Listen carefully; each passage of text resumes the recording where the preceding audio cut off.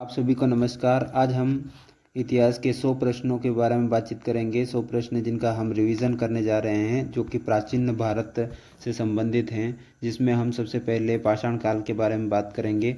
पाषाण काल में हम जो है पहला प्रश्न है वो है पूरा पाषाण काल की समयावधि। पूरा पाषाण काल की समयावधि क्या थी? तो पूरा पाषाण की समयावधि 5 लाख ईसा पूर्व से 10,000 ईसा पूर्व की समयावधि थी। फिर दूसरा प्रश्न है पूरा पाषाण काल के मानव की मुख्य जीवन शैली क्या थी? तो वे शिकार संग्राहक थे, मतलब शिकारी थे और संग्राहक थे। शिकार करते थे और संग्रहण करते थे। इस काल में मुख्य औजार किसके बने होते थे? तो इस काल में जो है मुख्य औजार खुरदुरे एवं बड़े पत्थरों के औजार बने हुए होते थे। पूरा पाषाण काल का एक प्रमुख स्थल कौन सा है? तो भीमबेटका जो है मध्य प्रदेश का एक पूरा पाषाण कालीन स्थल है जो मध्य प्रदेश में है। फिर मध्य पाषाण काल की समयावधि क्या थी? मध्य पाषाण काल की समयावधि 1000 ईसा पूर्व से 6000 ईसा पूर्व तक की थी, क्योंकि पूरा पाषाण की काल की समयावधि 5 लाख से 10,000 ईसा पूर्व की थी और मध्य पाषाण काल की समयावधि उसके बाद स्टार्ट होता है मध्य पाषाण काल, इसलिए 10,000 ईसा पूर्व से 6000 ईसा पूर्व इसकी समयावधि होगी। मध्य पाषाण काल के मुख्य औजार क्या थे? मध्य पाषाण काल के जो औजार हैं वो माइक्रोलिथ यानी छोटे पत्थर के औजार थे। माइक्रोलिथ कहा जाता है उनको, माइक्रोलिथ कहते हैं। इस काल की सबसे उल्लेखनीय कलात्मक विशेषता क्या थी? तो इस काल की जो उल्लेखनीय विशेषता थी, कलात्मक विशेषता वो थी गुफा चित्रकला। इसका मतलब ये है कि इस समय गुफाओं में चित्रकला की गई है। और मध्य पाषाण काल का एक प्रसिद्ध स्थल कौन सा है? तो मध्य पाषाण काल का एक प्रसिद्ध स्थल हमें राजस्थान में बागौर मिलता है। फिर नवपाषाण काल की समयावधि क्या थी? नवपाषाण काल की समयावधि 6000 ईसा पूर्व से 1000 ईसा पूर्व तक की नवपाषाण काल की समयावधि मानी गई है। अगला प्रश्न है नवपाषाण काल की सबसे महत्वपूर्ण क्रांति क्या थी? तो नवपाषाण काल की सबसे महत्वपूर्ण क्रांति हम कृषि को मानते हैं। नवपाषाण काल में कृषि का विकास हुआ था। इसके बाद आता है इस काल के उपकरण कैसे थे? तो इस काल के उपकरण पॉलिश किए गए और चिकने पत्थर के औजार थे। फिर भारत में सबसे पुरानी नवपाषाण बस्ती कौन सी मानी जाती है? भारत में सबसे पुरानी नवपाषाण बस्ती मेहरगढ़ पाकिस्तान में है। मेहरगढ़ उसको नवपाषाण बस्ती मानी जाती है। फिर अगला क्वेश्चन है कश्मीर में नवपाषाण काल का एक प्रसिद्ध स्थल कौन सा है? तो बुर्ज होम कश्मीर में नवपाषाण काल का एक प्रसिद्ध स्थल है। ताम्रपाषाण काल में किन दो समाधियों का उपयोग किया जाता है? पत्थर और तांबा। ताम्रपाषाण काल में दो सामग्री का उपयोग किया जाता है, वो सामग्री है पत्थर और तांबा। ताम्रपाषाण काल का एक प्रमुख स्थल कौन सा है? तो इनाम गांव जो कि महाराष्ट्र में स्थित है, ताम्रपाषाण कालीन एक प्रमुख स्थल माना जाता है इसको। फिर सिंधु घाटी सभ्यता के बारे में बात करेंगे। सिंधु घाटी सभ्यता की समयावधि, तो जो समयावधि है, जो मुख्य समयावधि मानी गई है वो है 2500 ईसा पूर्व से 1750 ईसा पूर्व की। यह किस प्रकार की सभ्यता थी? तो ये एक नगरीय सभ्यता थी। और सिंधु घाटी सभ्यता के दो प्रमुख स्थल कौन से हैं? तो हड़प्पा और मोहनजोदड़ो। ये दोनों स्थल बहुत विकसित हैं, प्रसिद्ध हैं। और हड़प्पा की खोज किसने की थी? हड़प्पा की खोज दयाराम साहनी ने 1921 में की और मोहनजोदड़ो की खोज राखलदास बनर्जी ने 1922 में की है। मोहनजोदड़ो का शाब्दिक अर्थ होता है मृतकों का टीला। नेक्स्ट क्वेश्चन है सिंधु सभ्यता का बंदरगाह नगर कौन सा था? तो सिंधु सभ्यता का बंदरगाह नगर लोथल को माना जाता है। लोथल उस समय सिंधु सभ्यता का बंदरगाह था। बंदरगाह मतलब जहाँ पर जहाज आया जाया करते थे और माल का आवागमन होता था। इसके बाद अगला क्वेश्चन है अग्नि वेदिकाओं के प्रमाण हमें कहाँ से मिलते हैं? तो अग्निवेदिका के प्रमाण हमें कालीबंगा और लोथल से मिलते हैं। कालीबंगा जो कि राजस्थान का क्षेत्र है और लोथल गुजरात का क्षेत्र है। सिंधु घाटी सभ्यता की प्रमुख विशेषता क्या थी? सिंधु घाटी सभ्यता की प्रमुख विशेषता है सुनियोजित नगर और जल निकासी प्रणाली। सिंधु सभ्यता के लोगों का मुख्य व्यवसाय क्या था? तो कृषि और व्यापार सिंधु सभ्यता के लोगों का मुख्य व्यापार हुआ करता था। सिंधु सभ्यता के किस स्थल से विशाल स्नानागार मिला है? तो मोहनजोदड़ो, जहाँ से विशाल स्नानागार मिला है। सिंधु सभ्यता की लिपि कैसी थी? तो सिंधु सभ्यता की लिपि भाव चित्रात्मक थी, यानी इस प्रकार से उसमें चित्र बने हुए हैं जिससे हमें उस समय की जानकारी मिलती है। मिट्टी के हल के खिलौने कहाँ से मिले हैं? तो बनावली से हमें मिट्टी के हल के खिलौने मिलते हैं। सिंधु सभ्यता के लोग किस धातु से अपरिचित थे? तो लोहा सिंधु सभ्यता के लोग उस समय लोहे से अपरिचित थे। फिर नृत्यरत नर्तकी की कांस्य प्रतिमा कहाँ से मिली है? तो मोहनजोदड़ो से कांस्य की प्रतिमा मिली है जो एक नृत्य की तरह दिखाई दे रही। फिर वैदिक काल के बारे में देखते हैं। वैदिक काल की जानकारी किस प्रमुख ग्रंथ में मिलती है? तो वैदिक काल की जानकारी हमें वेद, विशेषकर ऋग्वेद में मिलती है। फिर प्रारंभिक वैदिक काल की समय अवधि क्या थी? तो लगभग 1500 ईसा पूर्व से 1000 ईसा पूर्व जो है प्रारंभिक वैदिक काल की समय अवधि मानी जाती है। फिर उत्तर वैदिक काल की समय अवधि, क्योंकि ऋग्वेद काल के बाद उत्तर वैदिक काल का आरंभ होता है, तो 1000 ईसा पूर्व से 600 ईसा पूर्व की जो समय अवधि है वह उत्तर वैदिक काल की मानी गई है। अगला क्वेश्चन है, ऋग्वेद में सबसे महत्वपूर्ण देवता कौन थे? तो ऋग्वेद के सबसे महत्वपूर्ण देवता इंद्र को माना गया है। गायत्री मंत्र किस वेद में है? तो गायत्री मंत्र ऋग्वेद में है। फिर सत्यमेव जयते किस उपनिषद से लिया गया है? तो मुंडक उपनिषद से सत्यमेव जयते लिया गया है। फिर उत्तर वैदिक काल में मुख्य व्यवसाय क्या बन गया था? तो उत्तर वैदिक काल में मुख्य व्यवसाय जो है वो कृषि बन गई थी। प्राचीनतम वेद कौन सा है? प्राचीनतम वेद ऋग्वेद है। 4 वेदों के नाम बताइए। तो 4 वेद कौन कौन से हैं? ऋग्वेद है, यजुर्वेद है, सामवेद है और अथर्ववेद है। वेदांगों की संख्या कितनी है? वेदांग 6 हैं। प्रसिद्ध दशराज युद्ध का वर्णन किस वेद में मिलता है? तो ये ऋग्वेद के 7वें मंडल में मिलता है। ऋग्वेद में जो है 10 मंडल है, उसमें से जो 7वां मंडल है उसमें दशराज युद्ध के बारे में जानकारी मिलती है। वैदिक काल में सभा और समिति क्या थी? तो ये जनजातीय सभाएं हुआ करती थी। धार्मिक क्रांतियाँ, महाजनपद काल, इसके बारे में देख लेते हैं। महाजनपद काल में सबसे पहले देखेंगे हम बौद्ध धर्म के संस्थापक कौन थे? तो बौद्ध धर्म के संस्थापक गौतम बुद्ध थे, जिनको सिद्धार्थ भी कहा जाता था।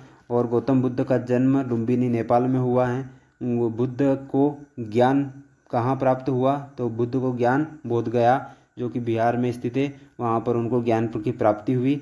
और बुद्ध ने अपना पहला उपदेश कहाँ दिया है? तो बुद्ध ने अपना उपदेश सारनाथ में दिया है। और बौद्ध धर्म के त्रिरत्न क्या थे?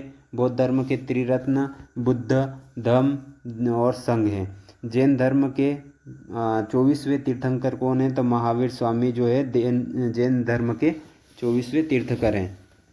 महावीर स्वामी का जन्म कहाँ पर हुआ था? तो महावीर स्वामी का जन्म कुंडल ग्राम वैशाली में हुआ था। जैन धर्म के त्रिरत्न क्या है? जैन धर्म के त्रिरत्न सम्यक दर्शन, सम्यक ज्ञान, सम्यक आचरण, ये 3 रत्न है। इनको त्रिरत्न कहते हैं, जैन धर्म के त्रिरत्न।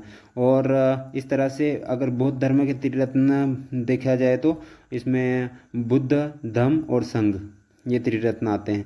फिर 6ठी शताब्दी ईसा पूर्व में कितने महाजनपद थे? तो 6ठी शताब्दी ईसा पूर्व में टोटल 16 महाजनपद से सबसे शक्तिशाली महाजनपद मगध को माना गया है। मगध साम्राज्य और मौर्य काल। मगध साम्राज्य का संस्थापक कौन था? तो बिंबिसार, जो कि हर्यक वंश से संबंध रखता है। हर्यक वंश का संस्थापक जिसे बोलते हैं बिंबिसार, मगध साम्राज्य का संस्थापक था। फिर पाटलिपुत्र नगर की स्थापना किसने की थी? तो उदयन ने। पाटलिपुत्र नगर की स्थापना उदयन ने की थी।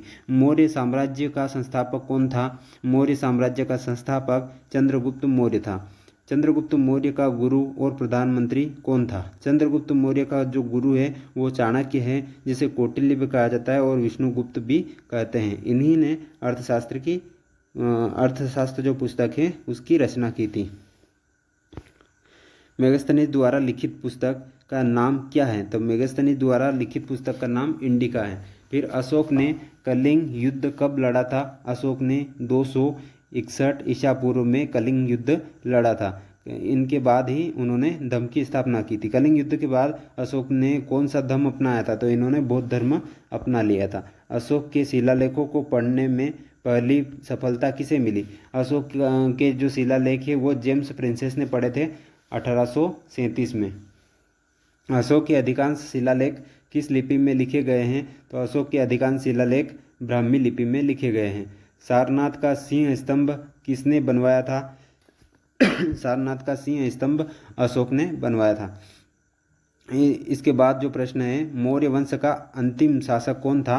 तो बृहद्रथ जो है मौर्य वंश का अंतिम शासक था। इसकी हत्या शुंग वंश के शासक ने की थी। फिर मौर्योत्तर काल के बारे में आ जाते हैं। मौर्योत्तर काल के बारे में देखें तो मौर्य वंश के बाद मगध पर किस वंश का शासक था? तो शुंग वंश का। शुंग वंश का संस्थापक कौन है? तो पुष्यमित्र शुंग है। मिलिंद पन्नो क्या है? मिलिंद पन्नो नागसेन और इंडो ग्रीक शासक मिनांडर के बीच संवाद, उसको मिलिंद पन्नो ये जो है ग्रंथ है। अगला प्रश्न आता है, चरक संहिता के रचयिता कौन थे? तो चरक संहिता के रचयिता चरक कुषाण काल के जो चरक हैं वही चरक संहिता के रचयिता हैं।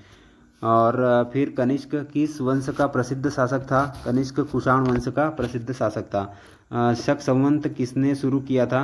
शक संवत कनिष्क द्वारा चलाया गया था और यह 78 ईस्वी में चलाया गया था। फिर आता है, गांधार कला शैली किस वंश के दौरान विकसित हुई? तो गांधार जो शैली है वह कुषाण वंश के शासनकाल में विकसित हुई थी। सातवाहन वंश का संस्थापक कौन था? तो सिमुक जो है सातवाहन वंश का संस्थापक था। भारत पर आक्रमण करने वाले पहले विदेशी कौन थे? इंडो ग्रीक यूनानी जो है भारत में पहले आक्रमण करने वाले विदेशी थे। इंडो ग्रीक यूनानी कहते हैं उनको।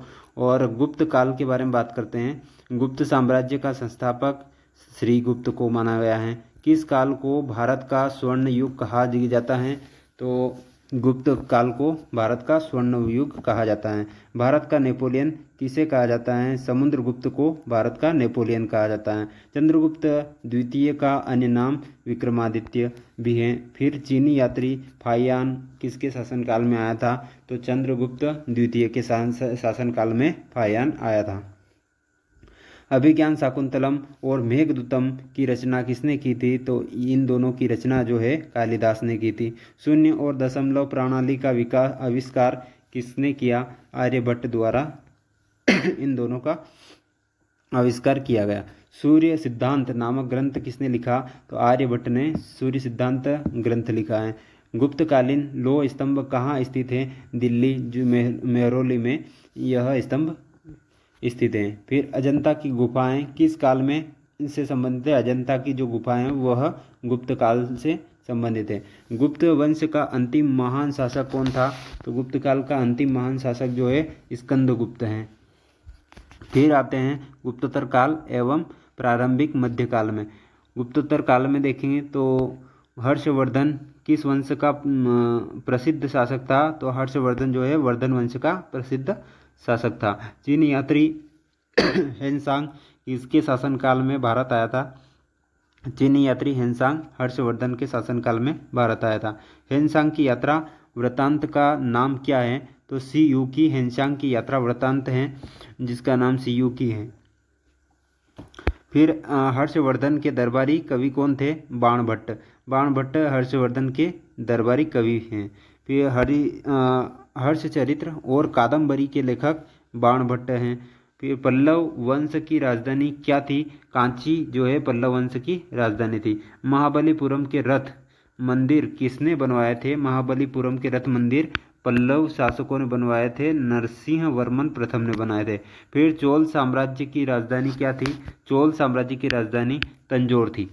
चोल साम्राज्य की राजधानी तंजौर।